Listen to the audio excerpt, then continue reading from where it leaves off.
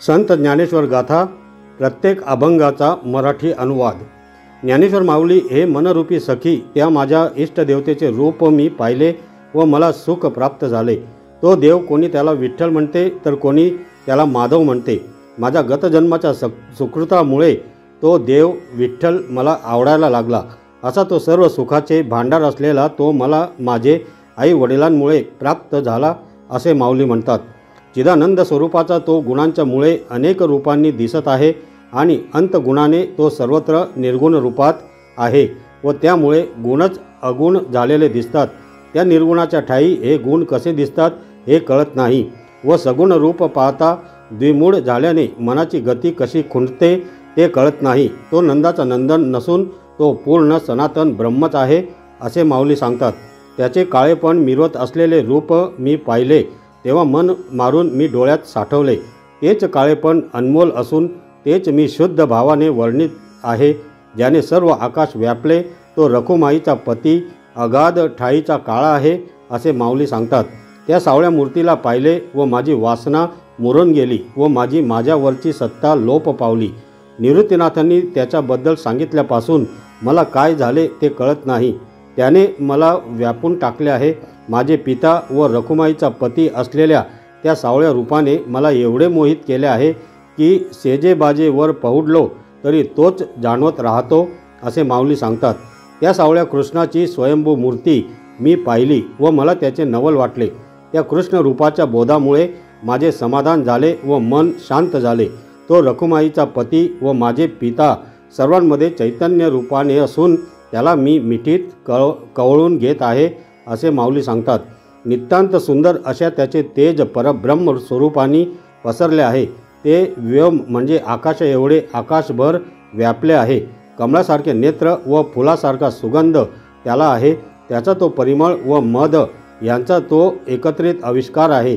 त्याच्या ठाई संसार संकोचतो, व्यवहार दूर जातो व त्याच्याजवळ फक्त अपार ब्रह्मानंद मिळतो। मधुर वेदवाणी त्याच्या गुणांचे आकलन करू शकत नाही व नेती म्हणत तेथेच विरामते। याबाबत बोलणे हे न बोलणेच होऊन जाते, कारण तो ब्रह्मस्वरूपपणे मीच आहे हे दोन्ही ओठ त्याचे स्मरण करत त्याच्या जणू काही पाठी लागले आहे। तो रखुमाईचा वर विठ्ठलाची मला भेट व्हावी अशी माऊली इच्छा करतात। ज्याला मूळ नाही, फांद्या व पान नाहीत असा वृक्ष स्वरूप देव आमच्या घरी आहे। तो निर्गुणपणात उभा राहून सगुणपणे शोभा दाखवतो व त्याची प्रभा जीव शिवावर पसरली आहे। त्याची गती कळत नाही, त्याच्या लीला समजत नाहीत, तरी तो सगळे सोहळे भोगतो आहे। माऊली ज्ञानेश्वर बोलतात, त्याची थोरवी कळत नाही तरी तो आपण होऊन सर्व चराचरात नांदत आहे। नीलवर्ण आकाशासारखा सावळा पण निळी झाक असलेला कृष्ण बाल्यावस्थेत पाहिल्यावर त्याच्या दर्शनाचे वेध लागले। त्या आकाशीच्या निळेपणाला पाहून त्या घन निळाचे वेध लागलेली विरहिणी त्याचे नामस्मरण तोंडाने करू लागली। तो घन निळा व त्या निळ्या रंगात रंगलेली विरहिणी मात्र तो वैकुंठाचा निळा भेटत नाही, त्याचे तिला वेध लागले आहेत। त्या नीलवर्ण असलेल्याला माझ्या हृदयात त्याच निळ्या रंगाने रंगून त्यात प्रेमरस कल्लोळ करून बुडी दिली असे माऊली सांगतात। त्या घन निळ्याच्या पायीच्या धुळी मनालाही निळेपण लाभले आहे व ती सहज मनात आकारली। त्याचा निळा रंग असल्याने त्याची नीलप्रभा पसरली आहे व त्यात आकाश हरपले आहे। त्या देवाच्या नीलवर्णामुळे भक्त ही निळेपणात न्हाले व त्यामुळे ते पवित्र झाले।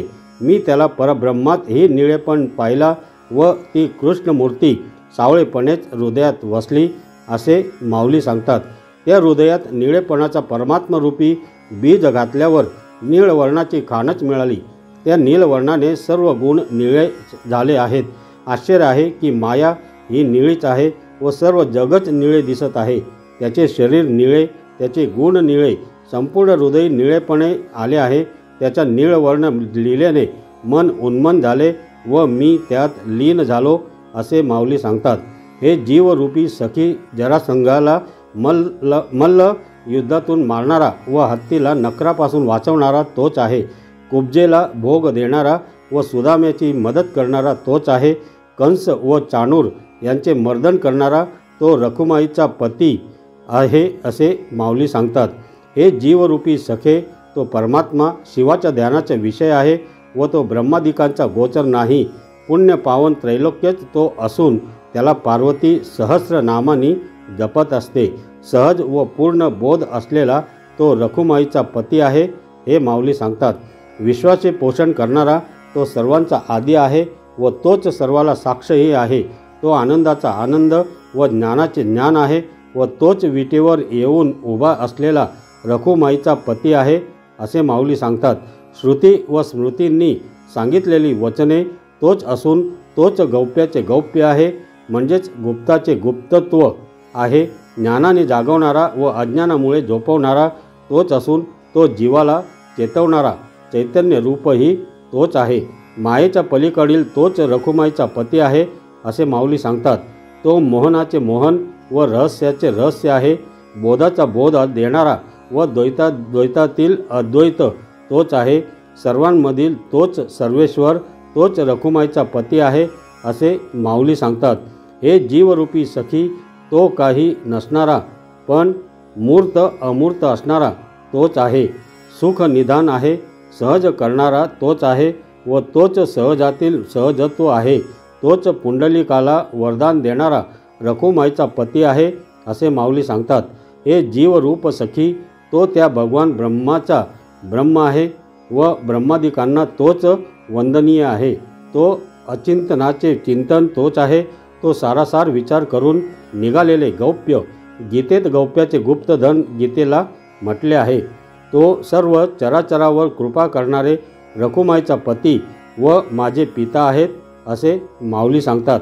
हातात सुदर्शन चक्र धरणारा व सारंग नावाचे धनुष्य घेणारा माझे जीवरूपी सखी तोच आहे. तो स्वरूप प्राप्तीला प्रतिबंध न करणारा सहज प्राप्त होणारा आहे. तो द्वैता पलीकडील असलेला रखुमाईचा पती आहे असे माऊली सांगतात. हे जीवरूप सखी आपल्या योगमायेच्या सहाय्याने विश्व बोलवणारा तो गोकुळचा रहिवासी आहे. वसुदेव व देवकीचा तो मुलगा आहे.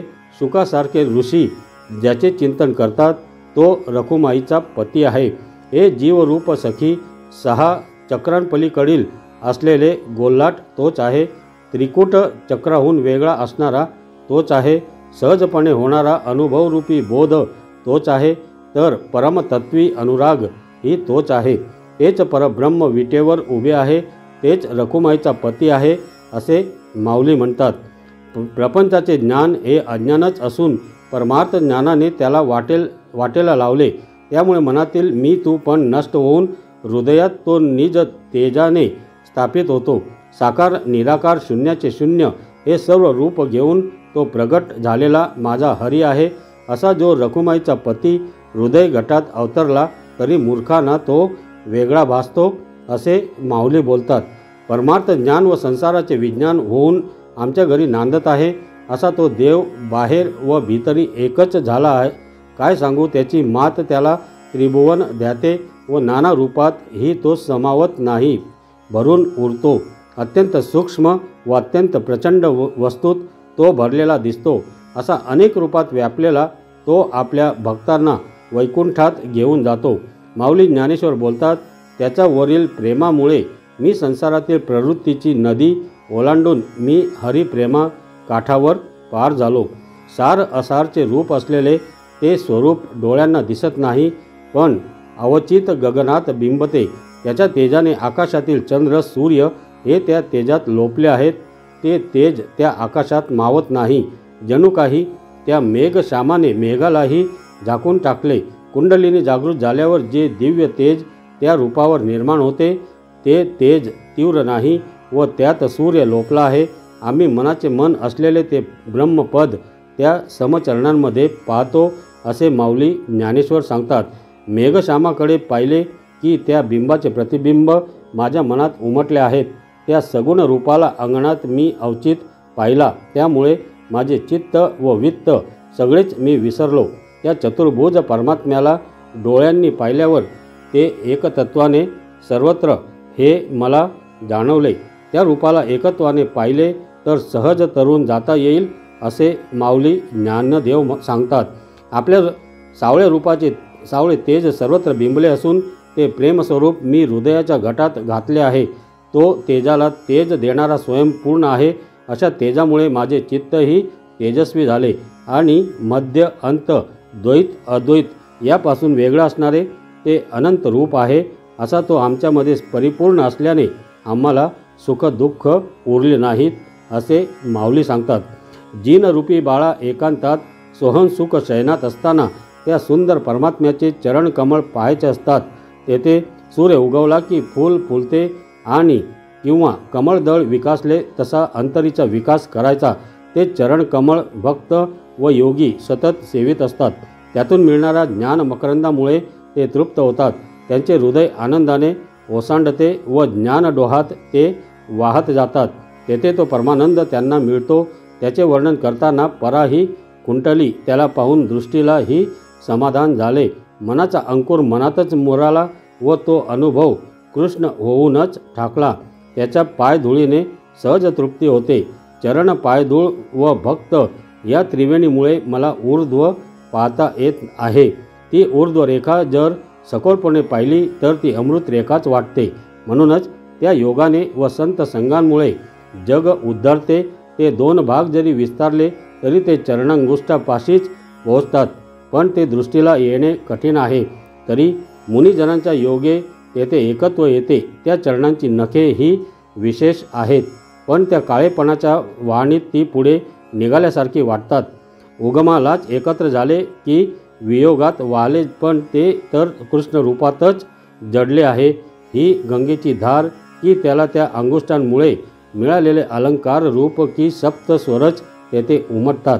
त्या स्वरूपात ती मनोवृत्ती रमली व त्यामुळे अधोमुख झाली व तीही त्या पायात घोळली व पायाची प्रभावळ झाली.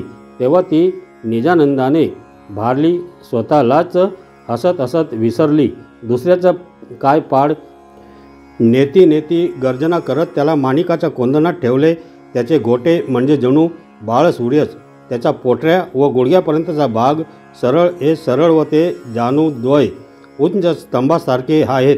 उंच अशा कटीवर दोन्ही मुष्टी आवळून तो सर्वांठाई समदृष्टी दोन्ही जगात समच आहे.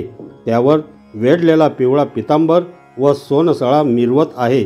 जणू काही नाभीपर्यंत फुललेला कल्पवृक्षच आहे. त्याचा वेध लागलेल्या त्या गोपी तो सावळा असला तरी त्या जणू काही मेखळाच झाल्या आहेत. त्या रूपात गूढपणे तो मदन आला आहे. त्यामुळे त्या गोपींना रतिसुखाची इच्छा होत आहे. तिकडे दुसरे अनुभव येतच नाहीत. त्याचे सखोल नाभी त्या ब्रह्माची जागा आहे असे विवळ होऊन जगात पाहणे सुरू आहे. त्याच्या पोटावरील केस वेणीसारखे दिसत आहेत. त्याचे हृदय निर्मळ आहे. तेथे ध्येय व ध्यान एकच आहे व 2 चरण कमळे सर्वोत्तम आहेत. त्याच्या छातीवर ती वैजयंतीमाला उन्नत होऊन रुळत आहे. हरिध्यानामुळे माझ्या मनाचा भाव हरिरूपच झाला, म्हणजे इतर गोष्टीसाठी खुंटला व त्या रूपाने काळालाही पिऊन टाकले. मी कालातीत झालो. ते रूप लघु म्हणावे तर सूक्ष्म नाही, सूक्ष्म म्हणावे तर अगाध नाही. त्या काळियाने मला त्याची करून टाकले. मी त्या रूपात बुडी दिली. तो रखुमाईचा पती व माझे पिता आहेत असे माऊली सांगतात. नभासारख्या निळ्या रंगाचा व यमुनेतील निळ्या पाण्यासारखा दिसणारा त्याला बघायला जगाचे डोळे आतुर आहेत. मनही तेथे धाव घेते. भलती हाव मनाला पडते तरी त्या लावण्य सिंधूचे लावण्य शिव ओलांडून समुद्रासारखी धडकत असते. असा तो सुलभ परमात्मा भीमेतटी उभा असून त्याचे देखणे पण मनात भरून उरते. अशी त्याची अनुपम्य थोरवी आहे.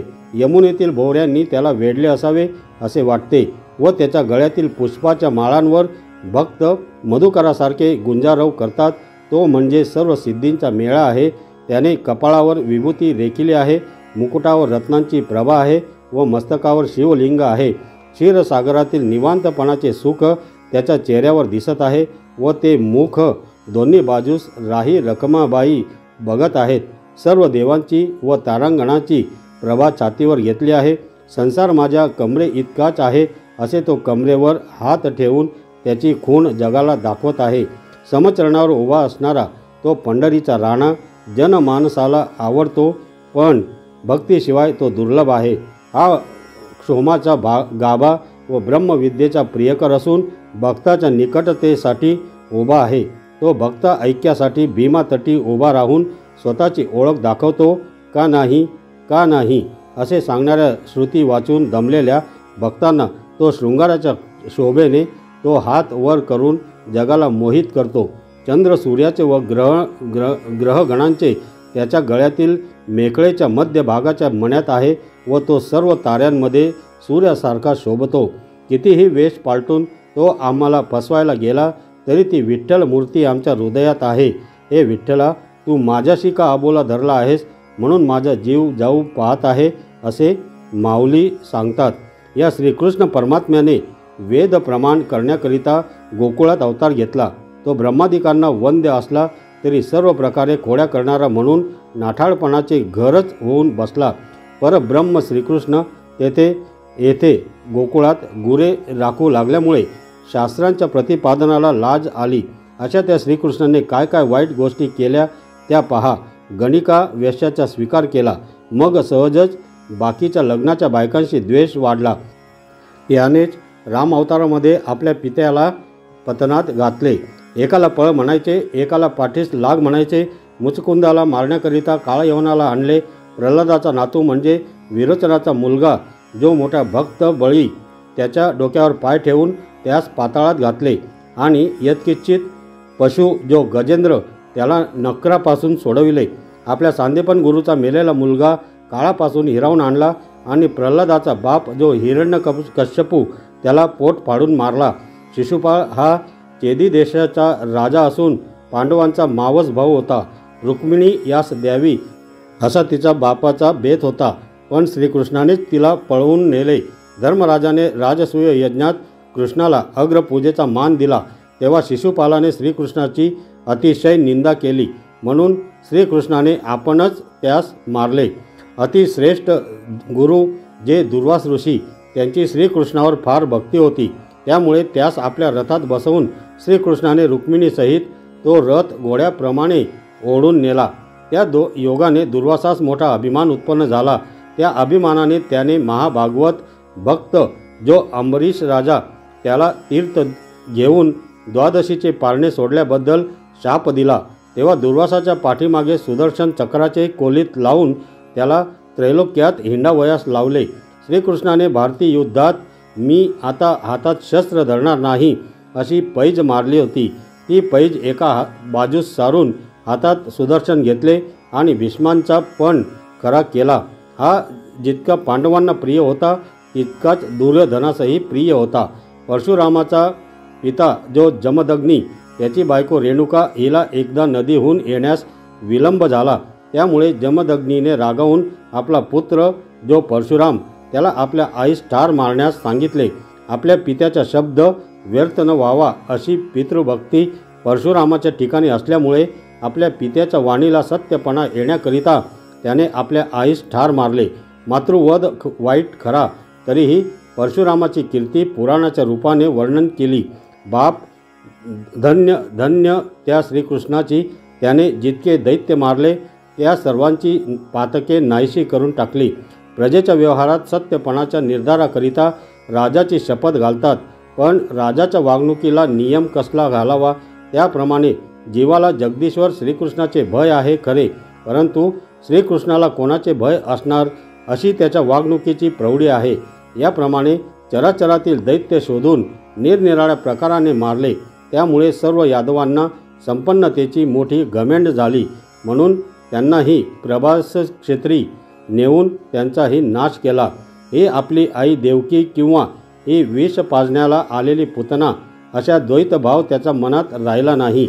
वैर आणि भक्ती ही एकाच किमतीने त्याच्या ठिकाणी राहतात। वारा हा कधी चांगला किंवा वाईट मार्ग शोधून चालत असतो काय? त्याला बरे वाईट कोणतेही मार्ग सारखेच। समर्थ भगवान श्रीकृष्ण जे करील ते सर्व उत्तमच। या भगवान गोविंदाची माय म्हणजे माया काय आहे हे ब्रह्मादिकाला कळणेसुद्धा कठीण आहे। असा परमात्मा श्रीकृष्ण मायेच्या स्वाधीन होत नाही। त्या मायेचे म्हणजे प्रकृतीचे सत्व रजादी गुण ते जणू काय याच्याच घरचे। त्या गुणाच्या सहाय्याने याने लोकदृष्ट्या एखादे अनुचित कृत्य केले तरी ते चांगलेच, बहुरूप्याने दाखविलेला खोटा व्यवहार बहुरूपीच जाणतो, यात काही नवल नाही. रखमादेवीवर जो बाप श्री विठ्ठल त्याला यथार्थ जाणले तर ही सर्व कोडी उकलतील. त्या परमात्म्यावरील प्रेमामुळे त्याचे निळेपण घेऊन आकाश आकारले असून सर्व जग हे निळेपण घेऊन सम झाले आहे. त्या परब्रह्माचा निळा वर्ण पाहून भक्त आपली कर्मे ही निळ स्वरूपातच करत आहेत व त्यामुळे तो आश्रम ही निळा झाला आहे. सर्व अन्न निळेच वाटत आहे, निळेपणेच प्रगट वर्तत आहे व पाहायला गेले तर सर्वत्र निळेपणच दिसत आहे. त्या निळेपणात मी रंगून गेल्याने त्या परब्रह्माच्या निळेपणात मी लीन झालो आहे असे माऊली सांगतात. सावळा श्रीहरी सावळ्या तेजाने तळपत असून त्याने ब्रह्मांडाचा बाज करून त्यावर शेज केले आहे. गरदार सर्व पृथ्वीच तेजस्वी करून तो मेरू प्रदक्षिणा करत आहे. हे सखी असा तेजपुंज सावळा त्याला मी माझ्या अंगणात पाहिला. हे सखी त्या सावळ्या प्रभेला पाहताच मी त्याला मोहाने पाहायला गेले तर मोहच हरिरूप झाला असे माऊली सांगतात. विषय सुखाच्या पलीकडचे ब्रह्मसुख त्याच्या जवळ आहे असा तो गोपाळ मी पाहिला. त्याच्या प्राप्तीसाठी लोक योग याग तप ही साधने व्रत दान उद्यापन पंचाग्नी गोरांजनांसारखी अनुष्ठाने करतात तरी त्यांना तो दिसत नाही. त्याची अनासायास प्राप्ती करायची तर फक्त त्याचे नाम आनंदाने गात राहणे हा एकच मार्ग आहे. या गोपाळाचे जग हे गोकुळ आहे, पण त्यात जग पण नाही. त्यात सर्वत्र तो होऊन व्यापला आहे. तुझा अर्थ करायला गेला तेव्हा तुझ्या पायी मिठी पडते व फक्त त्या पायांची आवडच उरते. आता तूच तुझा आत्मा आहेस अशा सुखाची सुखप्राप्ती होते. तू तो असा चैतन्य घन आहेस की तुझे स्वरूप अदृश्य आहे. त्या मुनिजनांचा तू ज्ञानप्रकाश आहेस. तू जणू काही कैवल्याचा पूर्ण चंद्रच आहेस. अशा श्री विठ्ठलाला पाहता त्याने दाखवलेली यथार्थ ज्ञान त्याच्याच स्वरूपात दिसते असे माऊली सांगतात. असा जसा आकाशाचा निळा रंग बदलत असतो तसाच कृष्णाचाही बदलत असतो. तोच कृष्ण पावा वाजवत यमुनेच्या तटावर उभा आहे.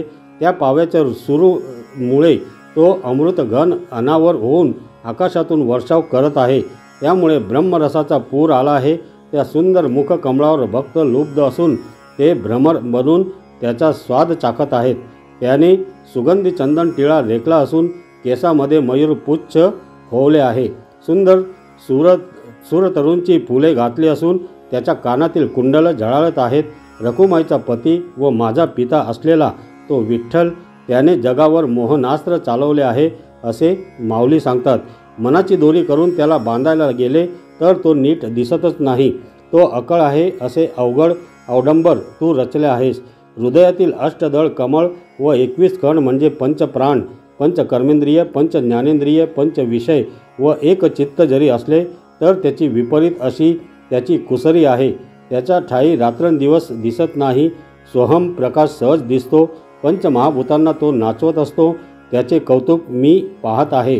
सूर्याने निवडलेले राहणे किंवा ध्रुवाने निवडलेले अढळ स्थान हे एकच राहील याचा भरोसा त्यांनाही नाही असे याचे बोलणे आहे.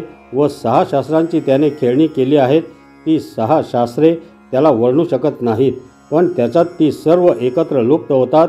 जशी एखादी सवाशीण हातात निरंजन घेऊन ओवाळणी करते तशी परा पश्यंती मध्यमा वैखरी या त्या विठ्ठलाच्या पायी निमाल्या आहेत असे माऊली सांगतात.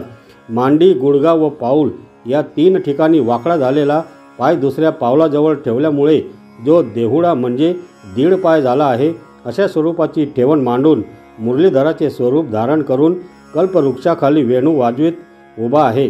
तो अंतर्बाह्य परमानंद रूप आहे व जो भगवान श्रीकृष्ण ज्याला गोविंद गोपाळ अशी अनेक नावे आहेत तो मी पाहिला असे ते सावळे सगुण रूप सर्व जीवांचे जे जीवन आहे व केवळ आनंदाची मूर्तीच आहे अशा त्या श्रीकृष्णाला पाहून माझे मनच हरपून गेले. तो आकाशादी स्थावर जंगम सर्व वस्तूत व्यापलेला असूनही मौज अशी की त्याचे स्वरूप कोणाला कळत नाही.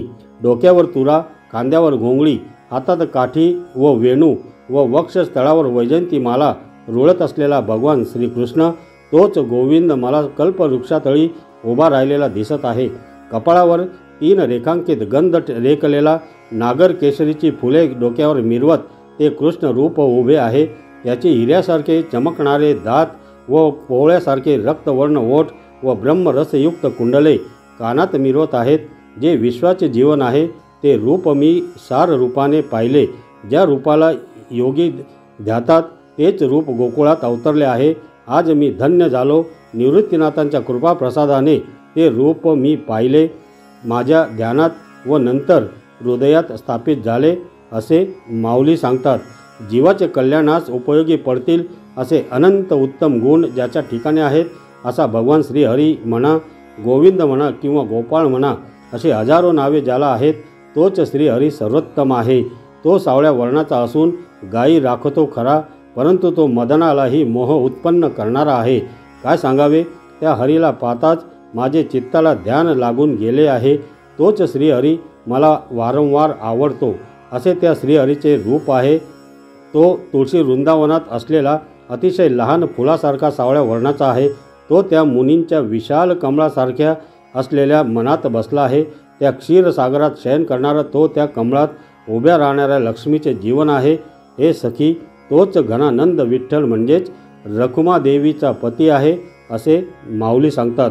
तोच ब्रह्मरूपाने सृष्टीची चतुर निर्मिती करता थकला व तोच शिवपणाने शिवरूप झाला। तोच हरिपणाने हरि अंग झाला। हे जर एकत्व असले तरी हे जीवरूपी सखी मला त्याचा मेळ लागत नाही। असा तो तिन्ही गुणाहून निराळा असणारा रखुमाईचा पती हा शक्ती नसून माझा नवरा आहे असे माऊली सांगतात। हे गोविंदा, तुला सगुण म्हणायचे की निर्गुण म्हणायचे, मला तू दोन्हीही वाटतोस। तुझा अनुमान करता येत नाही। श्रुती ही नेती नेती म्हणून थांबते व तुलाच दाखवते। तुला स्थूळ म्हणायचे की सूक्ष्म म्हणायचे, तू मला दोन्ही रूपात दिसतोस। तुला आकारलेल्या मानायचे की निराकार मानायचे, तू दोन्ही पद्धतीने मला दिसतोस। तुला दृश्य म्हणायचे की अदृश्य म्हणायचे, तू दृश्य होऊन दिसतोस व अदृश्य रूपी जाणवतोस। निवृत्तीनाथांच्या कृपेने मी तुला विठ्ठल म्हणूनच पाहतो व अनुभवतो असे माऊली सांगतात। त्याच्या रूपाकडे पाहिले की चंचल चांदणे चंद्रासह त्यात लोप पावते, तद्वत सूर्य ही तेजासह लोप पावतो। तोच जगताचे कारण असून तोच जगाचे जीवन आहे, तरीही त्याची व्याप्ती अणुप्रमाणे सूक्ष्म आहे। हे जीवरूपी सखी, तो रखुमाईचा पती सूक्ष्म असून सगुण व निर्गुण तोच झाला आहे असे माऊली सांगतात। सिंहासनावर तो श्री विठ्ठल उभा असून त्याच्या दोन्ही बाजूला संत सभा भरली आहे। हरिनाम प्रेमाने घेत तेच नाम नारद तुंबर गात आहेत। तो रखुमाईचा पती विठ्ठल उभा राहिल्यावर त्रैलोकीची शोभा शोभून दिसते असे माऊली सांगतात। आपल्या भक्तासाठी परोपरीने विविध अवतार घेणारा स्तंभातून नरसिंह बनून आला। ज्या नरसिंह रूपाचे वर्णन वेदशास्त्र आधीच करू शकले नाहीत, त्याचे महत्त्व धरूनच ते नरसिंह रूप प्रगटले। मूळ निजरूप असणारा शारंगधरच नरसिंह रूपाने आलेला तो रखुमाईचा पती आहे असे माऊली सांगतात।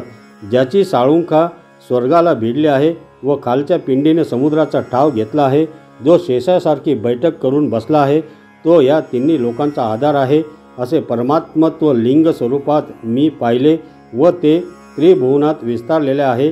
त्याचे स्नान मेघधारा घडवतात, त्याची पूजा तारा पुष्प अर्पून होते, त्याला चंद्राचा फळ म्हणून नैवेद्य दाखवतात व सूर्याला घेऊन त्याचे औक्षण करतात, त्याला आत्मनैवेद्य लागतो, ब्रह्मानंदी मन त्याला अर्पण करावे लागते असे ज्योतिर्लिंग माऊली ज्ञानेश्वर आपल्या हृदयात ध्यात आहेत।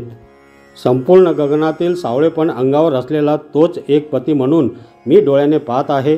असा सावळा वर्ण असलेला मानव मधून आलेला ते अरूप असलेले गोविंद रूपास आले आहेत। असा जो निर्गुण असलेला सगुण होऊन माझे सर्व व्यवहार खुंटवले, तो रखुमाईचा पती व माझा पिता विठ्ठल आहे असे माऊली सांगतात। त्याचे गुणनाम घेतले की मनच राहत नाही व अनुभव आठवला तर पाय चालत राहतात। त्या प्रतिबिंबात चैतन्याची मूस दिसली, तो निर्गुण सगुण होऊन आला। ते सगुण ब्रह्मरूप वृंदावनात मी पाहत आहे। तेच रूप मला द्वैत अद्वैत रूपाचा सोहळा माझ्या डोळ्यांना दाखवणारा तो सावळा रखुमाईचा पती व माझा पिता आहे असे माऊली सांगतात। मोत्याच्या सारणीतून निळी रात्र वाहत आहे, अशी निळ्या मोत्यांची खाणच सापडली। तो चिंतामणी होऊन हृदयात अमृताचे शिंपण करतो। ती विरहिणी त्या पुष्पशय्येवर पहुडली असून ती तळमळत आहे। त्याने निळे मूक कमळ एकदा दाखवावे असे तिला मनोमन वाटते। ती विरहिणी मधाची चव व कमळाचा सुगंध घेऊन चंदनाची उटी लावून बसली आहे। कर्पूर मिश्रित उटी लावून ती रसरशीत फळे घेऊन त्याची वाट पाहत आहे। तिचे मन त्या गोविंदाच्या सोसाने आतुरले असून ती विरहिणी विरहात तळमळत आहे। त्या निळ्या गोविंदच्या निळ्या कृष्णपदात निळेपणे मनाला ठाव दिला आहे असे माऊली सांगतात। विठ्ठल बर्वा बाई यांनो, हे जीवरूपी सखी राम व कृष्ण चांगले आहेत व ते अतिशय सुंदर आहेत। केशव, माधव व गोपाळ रूपातही तो सुंदर आहे। त्रिभुवनात गौरव असलेला तो विठ्ठल चांगला असून रखुमाईचा पती आहे असे माऊली सांगतात। बाजारात येणारा व जाणारा आपणच होऊन म्हणजेच देव व भक्त तूच होऊन त्या सूरतरुज खाली दिडका होऊन उभा आहेस व मेघाचे पांघरुण करून विजेसारखा गरजत आहेस। हे नवल पाहायला मनाचे कसे डोळे उघडतात। हे ही नवलच ती दृष्टी जिवेला लागून ती सुलभपणे संवाद करत आहे। अंगाचा दाह शमवण्यासाठी चंद्र व गंगा धारण करणाऱ्या महादेवाचे पाय त्याच्या समोर असुर मस्तके झुकली तो पायातील तोडराच्या आवाजाने गर्जना करतो आहे। माझ्या डोळ्यांना ते सुगंधित तेजपुंज रूप लाभले आहे। त्याने घातलेला पितांबर मदनालाही पिका करतो। ते पाहून जगाचे डोळे पांढरे होतात। ते पाय रोवून उभे राहिलेले सावळे रूप लांबून लोभस दिसते। तो उपनिषदांचा गाभा सर्वांमध्ये सौंदर्याची शोभा होऊन खांबासारख्या दोन पायांवर उभा आहे। कुंभस्थळ म्हणजे मस्तक व दोन हात सरळ व कमरेला बांधलेला शेला व त्यावर मेखळा त्याला शोभत आहे। समुद्राच्या ठिकाणी अवखळ नदी जशी स्थिर होते तसे त्याचे वर्णन करताना वेद स्थिरावतात। त्याच्या छातीवर नजर स्थिरावत नाही व अंगावरच्या रोमासारखी लक्ष्मी त्याच्या मागे असते। गळ्यातील वैजयंती माळा लावण्याच्या शोभेचा सोहळा दाखवते। भक्ताच्या प्रेमाकरता तो ऐलथडी आला त्यामुळे नयन सुखाचा सोहळा जगाला मिळत आहे। चांदण्यात चंद्र शोभतो तशी त्याच्या वक्षस्थळांची शोभा उठून दिसते। उजवा हात वर करून मुरली वाजवीत त्या ध्वनीतच कृष्ण रंगून गेला आहे व त्या ध्वनीने आकाश दुमदुमीत झाले आहे। त्याचे कुरडे केस इंद्रधनुष्याने रंगवले असून त्याच्या खाली समाधी सुख आहे। त्याच्या ओठातील ध्वनीच्या मुरलीत श्रुतीच्या गर्भातील समवर्ण आहे व ते गोड स्वर जगाला निमवित आहेत। याच्या रूपाचे वेध लागल्यावर काही उरत नाही अशा त्या उपवेशाने आलेल्या श्रीकृष्णाने मन वेधले आहे। जसे अंधारावर सूर्याचा उपाय तसाच विठ्ठलाने गोपवेश घेतला आहे असे माऊली म्हणतात। भगवान श्रीकृष्ण मदनमूर्ती विश्वरूपाने कशी अलंकृत झाली आहे हे डोळ्याने पाहता पुरवत नाही। तेथील शोभा मनाने कितीही वेळ पाहू गेले असता तृप्ती होत नाही। त्या मूर्तीत असलेले सौंदर्य भरून ओसंडते की काय असे वाटते। काय चमत्कार सांगावा। वास्तविक परमात्मा स्वरूप अगोचर म्हणजे मनाला विषय न होणारे ते कसे सुंदर रूपाला प्राप्त होऊन या कल्पद्रुमाखाली दिडक्या पायांनी उभे आहे। त्या आनंद घन सुंदर परमात्म्याने चित्ताला शांत करून ठेवले आहे। ही श्रीकृष्ण परमात्म्याची मूर्ती म्हणजे चैतन्य रूप आनंदाची पेटीच किंवा चैतन्य रूप आकाश आहे असे वाटते। चरणाच्या ठिकाणी तेजपुंज शोभा कशी पूर्ण आहे। ते सर्व गुणांनी एकरूप झालेले सुंदर सगुण मूर्तीचे रूप पाहत असता सुखाचा सोहळाच भोगतो आहे असे वाटते। जगातील सर्व तीर्थ ज्यांच्या ऋषी आश्रय घेऊन बसले आहेत ती तीर्थे भगवत चरणांगुष्ठाच्या स्पर्शाने पावन झाली आहेत। हाताच्या वाक्याचा जोड आहे व पायात तोरड्या नावाचे भूषण जोड असून त्याचा नाना तऱ्हेने ध्वनी होत आहे। तो नाना तऱ्हेने होणारा शब्द आकाशात साठवून गेला आहे। हा श्रीकृष्ण परमात्मा अत्यंत गुह्य म्हणून उपनिषदांनी प्रतिपादन केलेला निराकार असता आमचे समोर हा आज उभा आहे। ज्याच्या पोटऱ्याचा व मांड्याच्या प्रभेने सर्व आकाश प्रकाशित होऊन गेले आहे। उत्तम सुवर्ण रंगाचा पितांबर वेढलेला आहे आणि त्यावर रत्नखचित अंगवस्त्र कमरेला बांधले आहे। वास्तविक त्याचे स्वरूप जगा एवढे असता ते लहानशा सगुण मूर्तीत कसे साठवले आहे। त्याच्या नाभी कमळापासून उत्पन्न झालेला ब्रह्मदेव त्या नाभी कमळाची शोभा पाहत असता त्याचे मन तृप्त होत नाही. म्हणूनच हा सगुण ध्यान करतो की काय कोणास ठाऊक. ज्याच्या रोमरंध्रात ब्रह्मांडाच्या कोटीच्या कोटी उत्पन्न होतात व ज्याला पाहून मदन आपला अभिमान परित्याग करतो आणि त्याच्या स्वरूपात प्रवेश करतो. ज्याचे वक्षस्थळ अत्यंत निरुपम असून ज्याच्यावर पावलाचे चिन्ह आहे. त्याच्या चारी हातातील आयुधे म्हणजे चारी पुरुषार्थाची साधनेच आहेत. सगळ्या जगाचे रक्षण करणारे बळ त्याच्या बाहूत असून वीरांच्या हातात असलेले काकण मनगटात आहे आणि जागोजागी म्हणजे त्याच्या बोटात अंगठ्या आहेत आणि रक्तवर्णाची नखे ज्याच्या बोटाला आहेत. त्याने हातात वेणू धारण केली आहे. या परमात्मा श्रीकृष्णाची मूर्ती म्हणजे ज्याच्यात ब्रह्मरस आहे असा मेघ अवतरला की काय, किंवा अमृत मुरून त्याचा हा सगुण आकार बनला की काय असे वाटते. त्या वेणूचा सुस्वर उमटत आहे.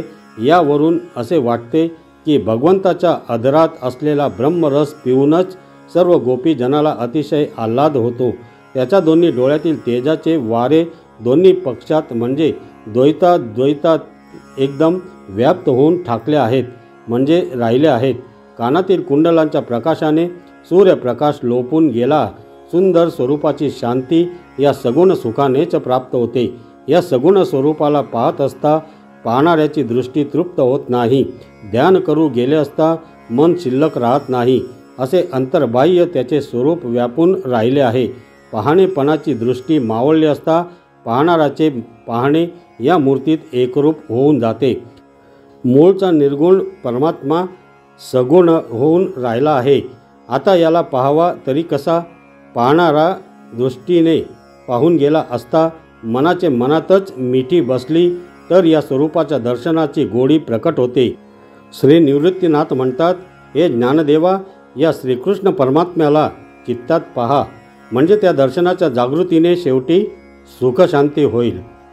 तर मंडळी, पुढील अभंगांच्या मराठी अनुवाद ऐकण्यासाठी पुढील व्हिडिओ नक्की ऐका. धन्यवाद.